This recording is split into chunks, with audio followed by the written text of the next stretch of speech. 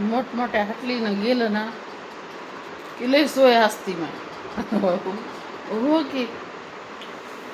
काय म्हणते तर आम्ही आलोय आता हे त्या बॅगे आमच्या आणि म्हणजे हे काय म्हणजे रिसॉर्टचं कसं असतं. आणि मग आता का घरच्या दारी राडारापट असते. अशी नवऱ्यानं बॅग घेऊन दिली तर सरळ सामान टायमाचं सरळ भरून दिलंय. आणि हे बघा मी कुठे गेले की मला नवरा म्हणते अशी कोंबडीवाणीच अशी उकरीतीस तशी करतेस. हे बघा त्या पाण्याच्या बाटल्या आणि हे कॉफी मेकर काय म्हणतात ते गरम करायचं पाणी गरम करायचं हे साखर हे.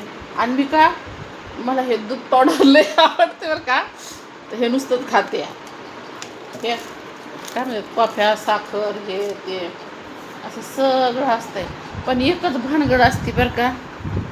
इकडचे हे टॉयलेट बाथरूम असते का कळतच नाही ते यूज करायचं. हो की मग सकाळपासून अशा बेजार आहेत आम्ही. आणि मग नंतर कळलं की त्याचे ते दोन दोन काय करते ते दोन बटणं दाबायचे चालू. ते कमोडचे टॉयलेट बाथरूम असतात ना ते हा असं लय भानगडी असतात. आणि कळत सुद्धा नाही मा खरंच ना. आम्हाला तर कळतच नाही किती हे करू द्या वेगवेगळ्या ह्याच्यावर. आता म्हणले हे एक बटन दाबलं तर होतच नाही. हा बा हे असे दोन बटणं दाबायचे जणू तवा हे बाथरूम सुरू होतं या कसं करीत जा धावा. हा आता सुरू झालंय. आणि काय म्हणते तर कवा नाही वगन डोळा इचकून बघ झालंय तसं आमचं. तर ते तसं आहे.